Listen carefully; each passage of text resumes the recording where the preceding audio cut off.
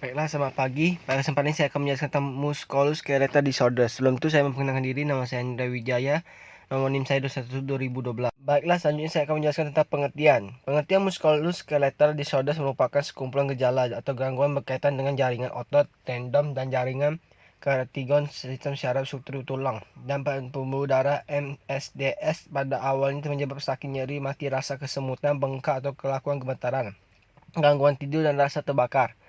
Musculus skeletal disorders atau MSDS merupakan gangguan yang disebabkan ketika seseorang melakukan aktivitas kerja dan pekerjaan yang signifikan sehingga mempengaruhi adanya fungsi normal jaringan halus pada sistem muskuloskeletal yang mencakup saraf, tendon, otot. Selanjutnya ada fungsi sistem muskuloskeletal. Fungsi sistem muskuloskeletal adalah fungsi utama sistem muskuloskeletal adalah untuk mendukung dan melindungi tubuh dari organ-organ yang serta untuk melakukan gerakan agar seluruh tubuh dapat berfungsi dengan normal. Masing-masing substruktur harus berfungsi dengan normal. 6 substruktur utama terbentuk sistem muskuloskeletal antara lain ada tendon, ligamen, fascial, pembungkusan kartilago, tulang, sendi, dan otot. Tendon, ligamen, fascia, dan otot sering disebut dengan sebagai sistem jaringan lunak. Sedangkan tulang sendi diperlukan untuk penggerakan antara segmen tubuh. Peran mereka dalam sistem muskuloskeletal ada keseluruhan sangat penting, sehingga tulang dan sendi sering disebut dengan unit fungsional sistem muskuloskeletal. Selanjutnya ada gejala muskuloskeletal disorders.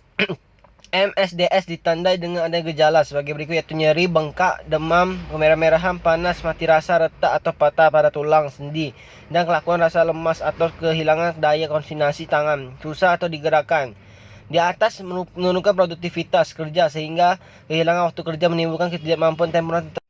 Untuk memperoleh gambaran tentang gejala MSDS biasanya menggunakan Nordic Body Map atau NBM dengan cara melihat dan menganalisis peta tubuh NBM sehingga dapat diestimasi tingkat dan jenis keluhan otoselektor dan dirasakan oleh para pekerja.